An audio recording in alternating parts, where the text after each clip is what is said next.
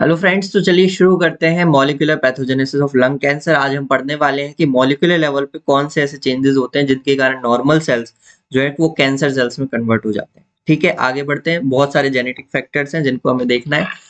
5 चीजें हम बात करेंगे। कोई भी ग्रोथ अगर हो रही है तो उसको बढ़ने की, ग्रोथ ज्यादा होने के 3-4 कारण हो सकते हैं। फॉर एग्जांपल, अगर कोई चीज ग्रोथ प्रमोट करने वाली चीजें हैं तो वो बढ़ जाए, या ग्रोथ को जो रोकने वाली चीजें हैं वो कम हो जाए, इनएक्टिवेशन हो जाए उनका, या फिर कुछ ऐसे केमिकल्स हो जाए, बढ़ जाए, या ऐसे केमिकल्स ही हो, प्रेजेंट हो जो कि सेल्स को स्टिमुलेट करें कि अरे तुम चलो चलो चलो चलो कैंसर सेल में कन्वर्ट हो। इस तरीके, जैसे निकोटीन एक है, वो प्रमोटर का काम करता है, इनिशिएटर का काम करता है, और वो ट्यूमर जीन्स को एक्टिवेट कर देता है। ठीक है, इनहेरिटेड प्रीडिस्पोजिशन होता है। कई सारी ऐसी डिजीजेज हैं, रेटिनोब्लास्टोमा है, ली फॉरेमन सिंड्रोम है, जो कि बढ़ा देता है प्रीडिस्पोजिशन लंग कैंसर का। ठीक है, molecular targets for therapy in survival prediction में मॉलिक्यूलर टारगेट्स होते हैं, कुछ ऐसे केमिकल्स होते हैं VEGF, जो कि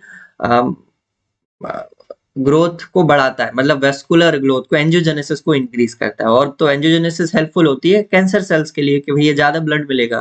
तो ये सब चीजें हम एक एक करके जानेंगे। Activation of growth promoting oncogenes है ना, ग्रोथ प्रोमोटिंग ऑन्कोजीन से उनका एक्टिवेट हो जाना। तो सबसे पहले इसमें हमारे पास क्या क्या आता है, केरास जीन होता है, वो आ गया, डोमिनेंट चेंज होता है। ये म्यूटेशन अगर केरास जीन में हो गया है ना, तो वो ऑन्कोजीन में कन्वर्ट हो जाएगा। Tyrosine kinase domain of EGFR oncogene, इस जीन का जो टायरोसिन काइनेज जो एंजाइम होता है उस डोमेन में अगर म्यूटेशन हो जाए तो एडिनोकार्सिनोमा के चांसेस बढ़ जाते हैं, specially in non carcinoma, non smokers में। ठीक है, ये बात ध्यान रखना है। एडिनोकार्सिनोमा जहां भी आएगा, हमें नॉन स्मोकर्स और वुमेन्स के बारे में सोचना है ना। नॉन स्मोकर्स में होता है, और नॉन स्मोकर्स में भी specially women, man women more than man, है ना, ये चीज ध्यान में रखना है। अदर म्यूटेशंस क्या होते हैं, बी ब्रैफ जीन का हो गया, PIK3CA जीन का म्यूटेशन हो गया, MYC फैमिली होता है उसका म्यूटेशन हो गया, over expression of BCL2 and other anti apoptotic proteins. जो एंटी अपोप्टोटिक प्रोटीन्स है, मतलब एपोप्टोसिस को रोकने वाले जो प्रोटीन्स है, उनका ओवर एक्सप्रेशन हो गया। तो अपोप्टोसिस अगर रुक जाएगा, अपोप्टोसिस मतलब प्रोग्राम्ड सेल डेथ होना रह जाएगी, रुक जाएगा, तो सेल की ग्रोथ बढ़ जाएगी, वो और मल्टीप्लाई होगा, ट्यूमर बनाएगा। तो इस पर हमें ध्यान देना है। ठीक है, सेकंड है inactivation of tumour suppressor jeans. Inactivation of tumour suppressor jeans कौन कौन से इनएक्टिवेट हो जाते हैं, P53 ट्यूमर सप्रेसर जीन्स होते हैं, P53 RB जीन। ठीक है, तो फटाफट से इनका ये भी देख लेते हैं। P53 जो रहता है वो अभी आगे आप पढ़ोगे, P53 एसोसिएटेड होता है ली फर्मिनी सिंड्रोम से, है ना। और आरबी जीन एसोसिएटेड होता है, स्पेलिंग थोड़ी गड़बड़ है, देख लेना, अभी अपन देख लेंगे सही। ठीक है, आरबी जीन पर बात करेंगे तो RB gene retinoblastoma.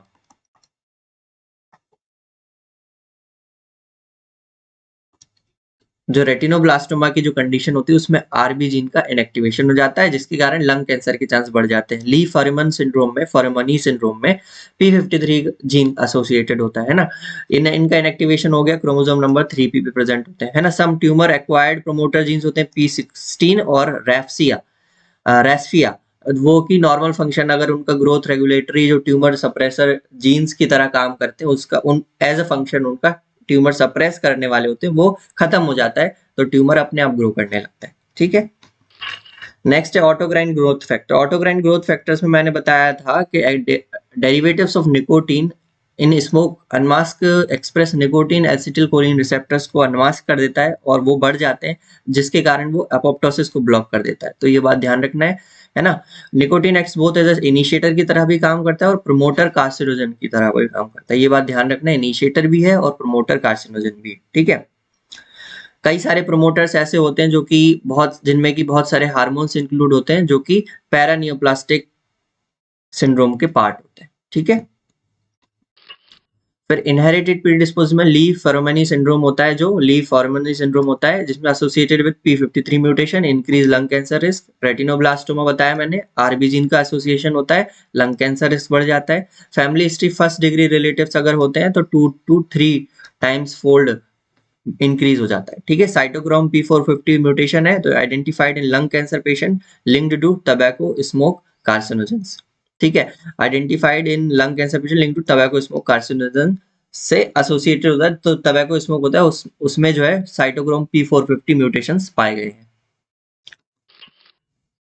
Molecular targets की बात करें तो मॉलिक्यूलर टारगेट्स फॉर थेरेपी कुछ हैं, जैसे EGFR mutation, non small cell lung carcinoma present in approximately 70% cases जो कि कैंसर के होते हैं, उसमें हमें EGFR म्यूटेशंस दिखे हैं। EGFR क्या होता है? ERVV प्रोटो ऑन्कोजीन फैमिली का म्यूटेशन है और ट्यूमर सेल प्रोलिफरेशन में बहुत इंपॉर्टेंट रोल प्ले करता है। ठीक है।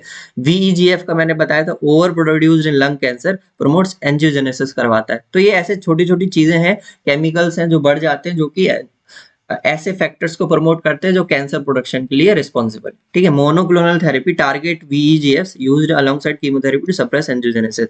कुछ ऐसे मोनोक्लोनल थेरेपी है, मॉलिक्यूलर सिग्नेचर्स हैं, जिनको हम आज स्टडी कर रहे हैं कि अगर हम स्पेसिफिक इनको टारगेट करें तो हमारे जो कैंसर ग्रोथ है वो रुक सके। ठीक है। तो अगर आप VEGF को टारगेट करोगे तो एंजियोजेनेसिस कम होगा, एंजियोजेनेसिस कम होगा तो ब्लड सप्लाई ट्यूमर सेल्स को नहीं मिलेगी, तो ट्यूमर सेल्स मर जाएंगे। तो इस पर रिसर्च की जा रही है।